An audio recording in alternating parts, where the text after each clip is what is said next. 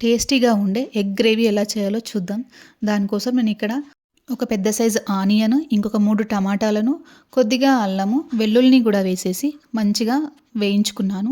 ఆ తర్వాత చల్లారిన తర్వాత ఇలా మిక్సీ పెట్టేసుకున్నాను. ఇలా ఆయిల్ వేసేసుకొని మసాలా దినుసులు కూడా వేసేసుకొని కొద్దిగా మగ్గనివ్వాలి. ఆ తర్వాత చిన్న సైజు ఆనియన్ కూడా ఇలా వేయించుకొని కొద్దిగా మగ్గిన తర్వాత మనం పేస్ట్ చేసి పెట్టుకున్న పేస్ట్ని కూడా వేసేసి ఆ తర్వాత మన టేస్ట్కి తగ్గట్టు ఉప్పు, కారము, కొద్దిగా పసుపు కూడా వేసేసి ఒక స్పూన్ ధనియాల పొడి, కొద్దిగా గరం మసాలా కూడా వేసి ఒక 2 నిమిషాల పాటు మగ్గనిచ్చుకోవాలి. ఆయిల్ మీదకి వచ్చే వరకు మగ్గితే చాలా బాగుంటుంది. ఆ తర్వాత మనం బాయిల్ చేసుకొని పెట్టుకున్న ఎగ్స్ కూడా వేసేసి ఒక 10 నిమిషాల పాటు మగ్గనివ్వాలి. ఇప్పుడు కొద్దిగా చింతపండు రసాన్ని కూడా వేసేస్తున్నాను. ఇది ఆప్షనల్ అండి. కొద్దిగా కరివేపాకు, కొత్తిమీర కూడా వేసేసి మూత పెట్టేసి ఒక 5 నిమిషాల పాటు మగ్గనివ్వాలండి. కొద్దిగా బెల్లం కూడా వేస్తే టేస్ట్ చాలా బాగుంటుంది. అంతే అండి, ఎంతో టేస్టీగా ఉండే ఎగ్ గ్రేవీ రెడీ.